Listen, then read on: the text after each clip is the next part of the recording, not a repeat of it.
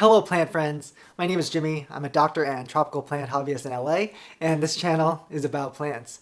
This episode is another of the Jake series. Jake is a very well-known and well-respected rare aroid collector here in Los Angeles. He has an amazing collection that he often shares on his Instagram. He is keepyourplantson_LA. Definitely give him a follow, but I'm sure that most of you guys, if you're watching this, already follow him. I was able to visit his place. We spent a lot of time talking about plant-related stuff, frequent questions that I get asked, frequent questions that he gets asked, as well as, really rummaging through his really amazing collection. So this episode is going to be on his plants, his top favorite plants, number 6 through 10, and you guys are in for a treat.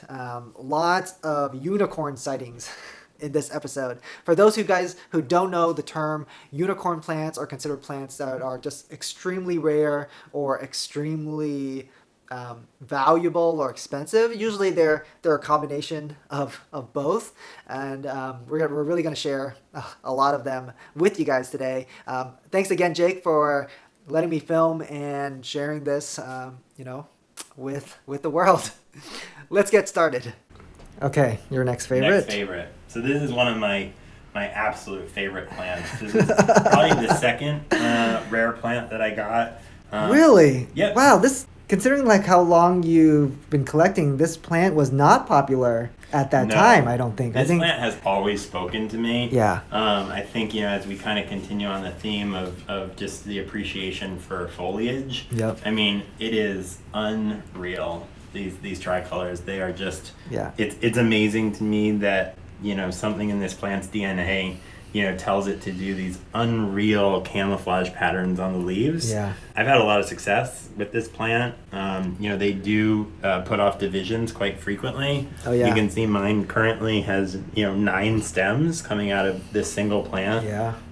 If I was looking to make money or, Oh, yeah, you can. I could divide 9 of these out and probably sell them for $250 each. And but how cool is it to see this giant cluster of Do you feel that, is there any concern with like reversion or lack of variegation or changes in variegation pattern? None of these. No, Okay. they don't revert. Okay. No, so Aglaonemas don't, because that is their leaf pattern. It's not a variegated plant. That's the standard form of that plant. Yeah.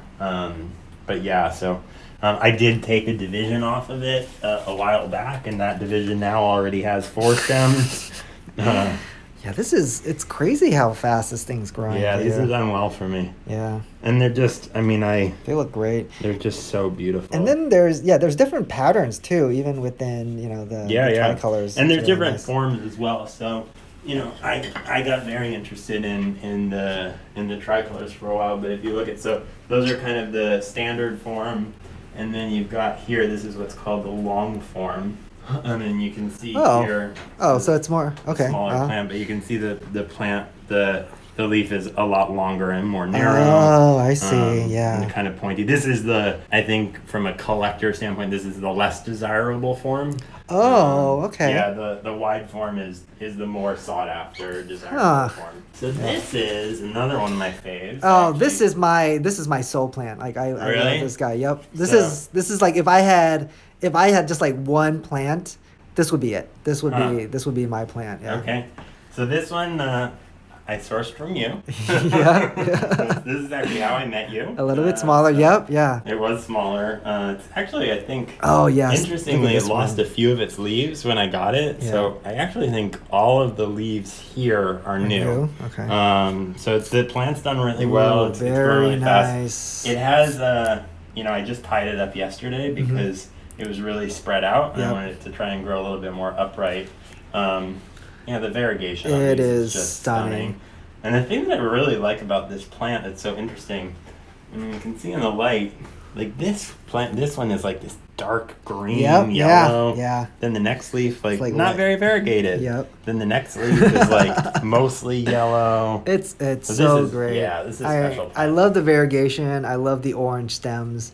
Yeah. For me, yeah. I feel like it's, when I think about it, I feel like it's like you gave like a kid a coloring book of a plant and it's like just use random colors and they just randomly colored it up, and I I just have so much fun with that. That's like, when you're talking about the Aglaonema, the tricolor that speaks to you, this is the plant that like really does it for me. The one thing I will say about, variegated plants and reversions, so I don't know if you remember, we were chatting, I think, shortly after I got it from you, it put out this leaf. Yeah.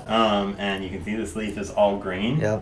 And I guess the advice that I give people when they think that their plants are reverting is wait. Just to be patient. Yeah. So, this is, one leaf, and then 3 leaves later you get a whole assortment of variegation. So make the plant prove to you that it's reverting. Like one leaf, I don't think that people should think of that as proof. Right. If you guys are liking the content so far, and how can you not, please like, subscribe, and give me a comment below. This is probably my favorite plant right now. Oh yeah, I mean, I'm gonna try to step back to see. Say much about it. I mean, what's not to love? Oh my gosh. Yeah, this plant has just been such a. Well, the biggest leaf is what? Like it's like 2 feet, if not. If not more. 18 inches, 24 inches long. Yeah. It's been neat. So this plant, when I first got it. This is the Philodendron Tortilla. Patriciae. And you can see, you can always sort of tell plants from me when I first got them because they ship. And so I think it had this leaf, this leaf, this leaf, and this leaf. So I remember when this leaf came in and I was so excited. It's really neat the way that the leaves come in. They kind of spit out the new growth through a spike, and then it kind of cascades down, and then it unrolls. And if you look at my Instagram, actually, I've kind of charted the progress of this pretty well. It just kind of opens really slowly, and it hasn't hardened off yet, but it'll continue to deepen green. This was the second leaf I got out of it, and now this one has just been such a joy to see. I love these philodendrons and anthuriums that have these large pendant leaves. I just find so stunning. I was not into them initially when I started, but man, like when you see it in person, and it's stunning. Yeah. The other, I think, piece of advice that I would give folks in growing these plants is the majority of these anthuriums and philodendrons that we enjoy growing are climbers. Yeah. And so you'll see most of my plants have moss bowls or something for them to climb. Yeah. And I find that leaves get bigger when something has something to climb, and it doesn't always, like this plant, I think if I were to take the tape off of it, it hasn't actually grabbed onto the moss bowl. I don't think it has either, which is good because it looks like I'll probably need a new moss bowl pretty soon. See this one, you have some spider mites in this one again. Pretty spider normal. Mites have been a friggin' it's nightmare for me. But look how well your plants are still doing, and you don't seem very stressed out about it. It's just something that we have to do today. Yeah. I'm not stressed out about it today, but it comes and goes. Oh man, that's amazing. It's a good one, right? I always feel like, one thing I notice about your plants is that when I look at the root structure, the roots are always just going like wild. I feel like it's part of your humidity, the fact that you keep it so humid. Right about that. Like all your roots are just ridiculous. Now let's see if I can get this guy out. Oh yeah, this is quite a patriciae specimen, especially in a private indoor collection. Yeah, right. It is ridiculous. Thank you. So probably my favorite Anthurium. Yep. Yeah. Is warocqueanum. Yep. The debate continues on dark form, standard form, all this. Wide, narrow. Yeah. This is I think that when I think about favorite plants, I think. When we have success with plants and put a lot of work into them, they become favorite plants. Yeah. So this was the first warocqueanum that I got.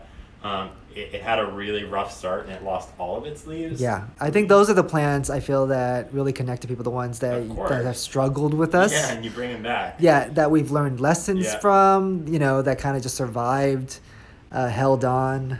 Oh, super, super nice. That new leaf just came in. So beautiful. Yeah. But look at all these roots that it's a lot of aerial roots. It's a good sign of a healthy plant. Yeah, super nice. Another one that you can see, it's on a pole. It doesn't necessarily. It's odd. Yeah, I don't think Anthuriums necessarily need poles, right? Yeah, but you can see here, I mean, if you look, it is grabbing onto the pole. Yeah, So, yeah. I mean, that's what aerial roots are. They are, an attempt to grab onto something. Yeah, yeah. So it's hard to kind of replicate that. These are epiphytes, so, it is hard to kind of replicate that. That's awesome. Wait, how many leaves does it have? Like 4? Just 4. Yeah. I think that's pretty good, right? I mean, most... I'm happy with it. Yeah. I think that's really cool. I mean, most Anthuriums, you know that they're healthy when they hold on to their leaves. Yes. Not just them having new leaves, but when the leaves are kept. So this is obviously. Oh, sorry. All right. Sorry. Okay. That's right. I'll just. Ah. So this is pretty new. This is pretty new to your collection. This is new. I got this probably a month or 2 ago. Yeah. I'm still a little worried about it as it's establishing. Was this shipped over? It was shipped. Okay. This originated in Asia. I'd say, when people talk about unicorn plants, it's probably the ultimate unicorn. The ultimate philodendron. Yeah, for sure. Super rare plant, really, really hard to find these days, and a really special plant. I did learn in talking to an expert at IAS that there's a couple different, varieties of spiritus sancti. You'll see, some that are very wide at the top with really big ears. Oh yes, There's no undesirable spiritus sancti, of course. But this one is the Asian variety. You can see the leaves remain very, very narrow. Oh, I didn't even know there was like an Asian form. You can see the backs are red. Oh, yeah. So this is, from what I'm told, a very, very desirable, variety of. So what do you think about the Spiritus Sancti if it wasn't so rare? That's kind of how I feel about it too. you know? I know. It's a good question. I think. I haven't fallen in love with this plant yet, only because I just got it. It's making me really nervous because I paid a lot of money for it. It is nice. Like, I'm not saying like it's not a nice plant. It's a beautiful plant. I've seen more mature plants, and they are breathtaking. Okay. I mean, they really are breathtaking, and I think once this here, I'm getting a new leaf coming. Once it actually turns into a new leaf, I kind of go through that evolution with my plant. Yeah. I will likely fall in love with it. Right now, I'm in that stage of, oh my god, I spent a lot of money on this plant, and I hope it makes it. It does okay. Yeah, that's I think it's a really special plant, but yes, I will be the first to admit the reason that I got this plant is because of the rarity of it, and as a collector, it felt like a really great achievement to add this to my collection. Of course. So, I mean, exactly. I think one is that it is an achievement. It's just like, one is that you can't just go out and buy one regardless of how much money you have, right? Yeah. Like, it's something that means that I feel like you're, No, it's definitely one of those plants that regardless of how much money you have, there's just such a limited supply of them. Yeah. So I think it does kind of establishes, you as like someone in the community, or at least someone as a part of the plant community, and two is that it is not the easiest plant to grow, as I'm told. Not the hardest either, but not the easiest. We'll see. We'll see how it goes. Well, we'll follow it on Instagram. Wow. I have 2 comments, maybe 3 comments. So the first comment is, wow. The second comment is, I love the variegated billietiae. Love. I'm going to probably make a dedicated episode just on it. I don't know, because I love it that much. 3, that patriciae. Wow. Refer back to comment number 1. Wow. Oh my god, that patriciae is, that is ridiculous. For an indoor collection in Los Angeles, geez, like, wow. That patriciae just, every single time I think about it, and every single time I'm editing and watching and, just like, redoing the footage, it's just crazy. Okay, I think that's it for this episode because I can't like talk well anymore.